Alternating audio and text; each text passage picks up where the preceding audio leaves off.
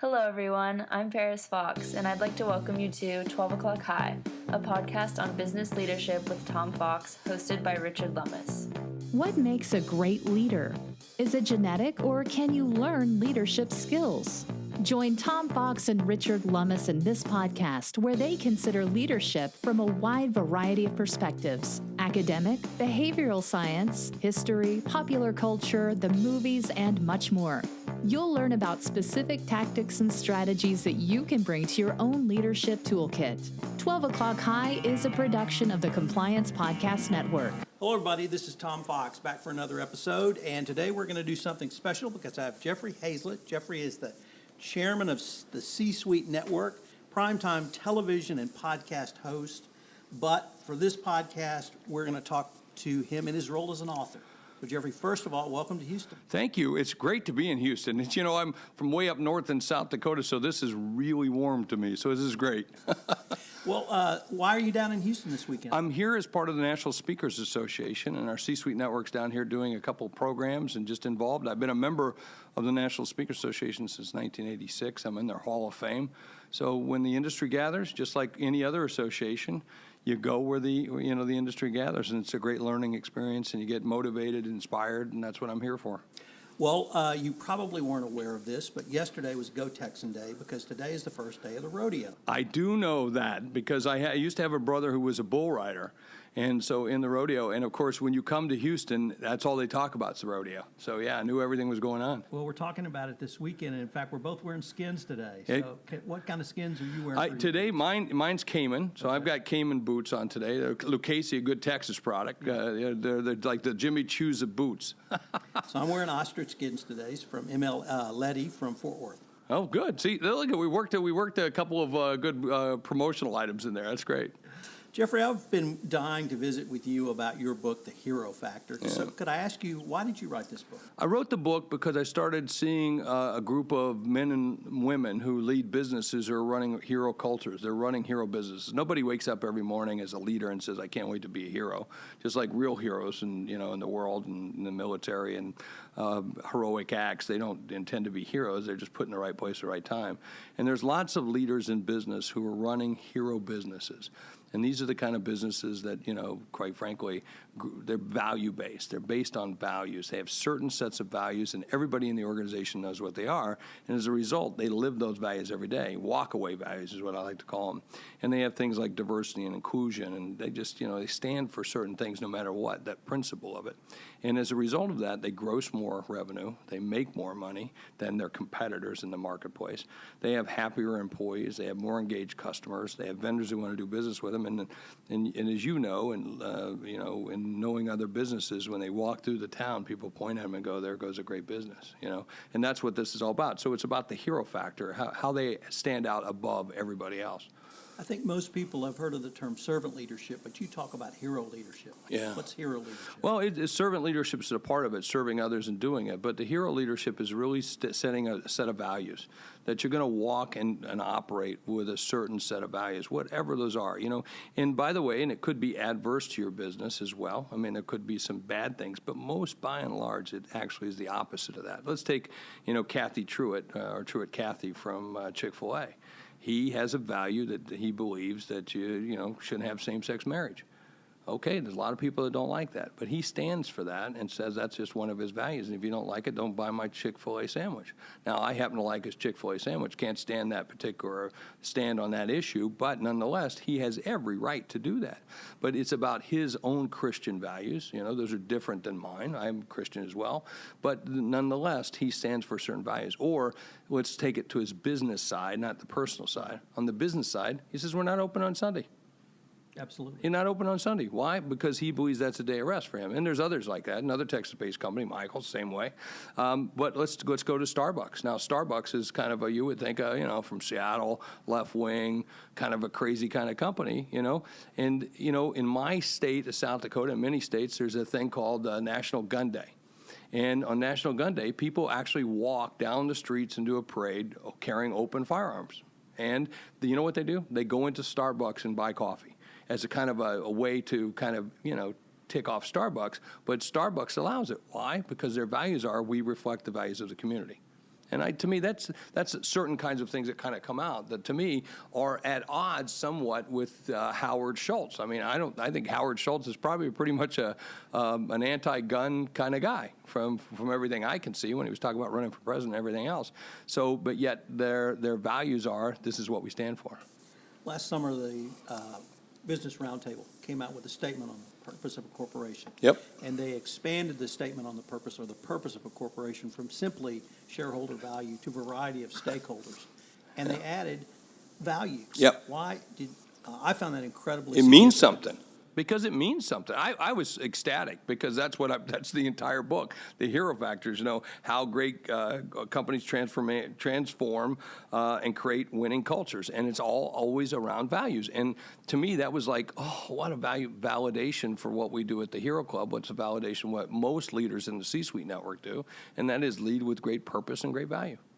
So what is... By the way, it pays. It pays. I just, again, let me be clear. You can go to the herofactorbook.com. You can get a free assessment. Take an assessment and see where your company is. But there's a great chart on page 12 of the book and in that kit where it says it will plot your business out. What kind of business are you? Are you a wannabe, a do-gooder? Are you an asshat, which is, I sure hope there's no one listening to this show that's like that, or you're an operational excellence kind of company there, or a good co. There's all these different versions of it.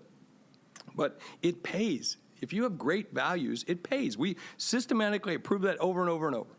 So one of the things that intrigued me about the book was the number of toolkit items you had in there. Yeah. There were self-assessments, there were checklists, there were things that you could actually utilize in a workshop. Why did you put those items in the book? Well, first of all, I'm impressed you read it like that. That's good because, sometimes you go in these interviews, they don't always know. Because I want people to know how to. It's one thing to be it. It's another thing, how do you get there? And even though I wrote the book and I'm trying to live like that, I'm still got room to improve, right? Every time I was reading the book, in fact, I remember back in November before it came out, I was doing the audio version of it, and I'm reading my own book on the audio going, oh, I'm not worthy, I'm not worthy, I'm not worthy, right? So it's just a way for a CEO, a founder of a company, to be able to have a roadmap to help do it and teach other people. The Hero Club got started from a guy named Rob Ryan who sold his company for $20 billion, and he gave a portion of that to every single employee in the company, making the single largest number of millionaires in the world in one day. And, that was one of the values that he said was to share with others, to share with the people that got him where he, was. And I thought that was a pretty cool thing. And so my way is to say, okay, and like Rob, is how do I teach other people? How do I show other people it's okay, you can do this, and it's good for business to do this. And to make sure that you take care of your employees, take care of your customers, take care of your environment, take care of the Little League, take care of the symphony, take care of the arts, to do all the things in the community that good people should. Why? Because we can. Because we can. You're aware of the statement on the purpose of a business corporation. You're probably not aware that in April of last year, the Department of Justice issued new guidelines around anti-corruption compliance programs. In that document, they specified that the single most important thing in a company was now, in their mind, culture. Yeah. And that's values. Yeah. And so now we have the regulators saying what you said. No, I wasn't aware of that. Thank you I'm going to use that going forward. I'm going to look that up, so thank you. That's the value of great podcasts like this, by the way, is then I listen to podcasts. I'm a voracious podcast listener, and most people listen to more than one podcast. And I actually have two. I have All Business with Jeffery Hayzlett, and I also have The Hero Factor with Jeffery Hayzlett. And I just think it's great to be able to get information like that. That's good. You are a multimedia person. Yep. You podcast, you do television, you do interviews, but you also write.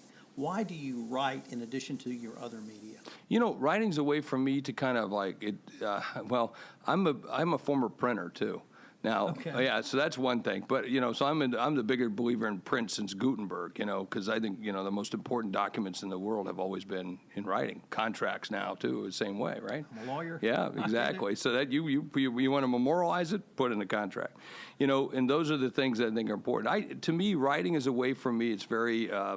It's very therapeutic in terms of being able to just write it down. And most of the time, I just can't read my own writing. But writing it and working with my writer, he was a ghostwriter for me. But I mostly talk, and then he writes, and then we work from there. I'm a little bit dyslexic, so it's tough for me some days. But nonetheless, I like writing because I think writing makes you think. I think it makes you think more. as opposed to just pontificating to talking. It makes you think, and when you see it in writing, it just does something. It's a little bit different. To say I love you to your wife, but to write it, it's a little bit different. To take the time to write it, to take the time to write a note, to take the time to write a person or a letter, even more than just an email. And wow, that's pretty cool. When I read this book, I read it largely through the eyes of a compliance professional or a chief compliance officer, not as much as a business leader. So I wanted to ask, who's the audience for this book? Is it anyone up and down the chain? It really is, but I'm really writing to mostly the founders of companies, the owners of companies, the CEOs of companies, and the board and leadership. To talk about diversity, to talk about inclusion, to talk about the best practices to lead a business based on values, and to have a winning culture. What I call a hero culture, which is that really value culture. There's a big difference, and we need to talk about it. For years, we've been talking about how to cut businesses. We've been talking about how to get to the bottom line and all these things, and we've lost our souls. We've lost our purpose, and I'm always drawn back to those companies that have that soul, have that purpose, that are that value based. They just do better. They're happier.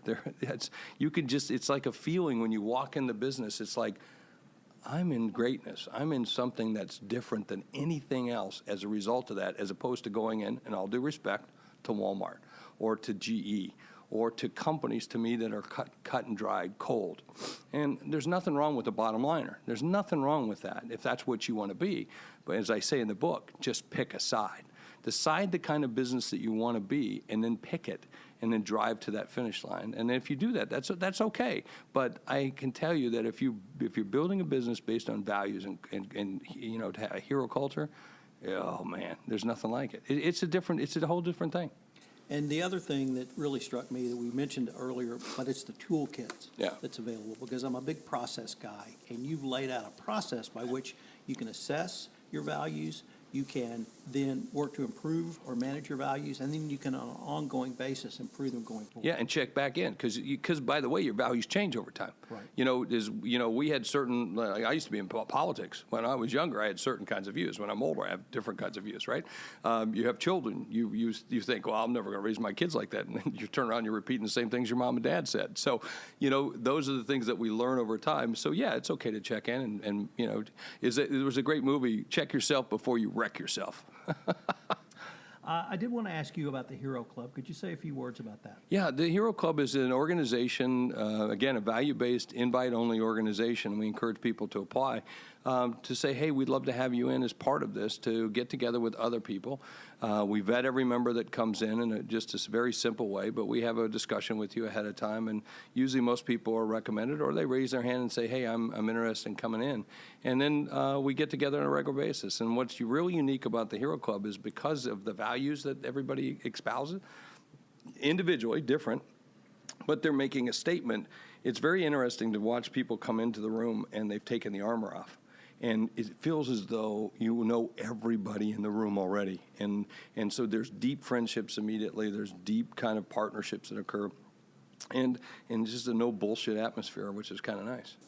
Where can listeners go for more information on either the Hero Factor or the Hero Club? Well, if you want to know, again, the assessment, theherofactorbook.com. You can certainly go to C-Suite Network, C-Suite Radio right here. This show is on. And then you can look up Hayzlett, HAYZLETT.com. Jeffrey, thank you so much for taking the time to visit with me. Pleasure, and thank you for being a part of C-Suite Radio. Hello, everyone. This is Tom Fox again. I'd like to thank you for listening to this episode of 12 O'Clock High, a podcast on business leadership. If you would leave a rating, we're going to have several links in the show notes to this podcast. So check out the link to Jeffrey's book, The Hero Factor. Also check out the Hero Club, also C-Suite Radio, which I'm a proud member of, and this podcast is on as well. So hope you will check all of that out. Thanks again for listening, and I hope you'll join me again next week where I have another podcast on business leadership. This is Paris Fox again. We hope you enjoyed this episode of 12 O'Clock High, a podcast on business leadership with Tom Fox. If you enjoyed the show, please go to iTunes and rate the podcast. Thank you for listening.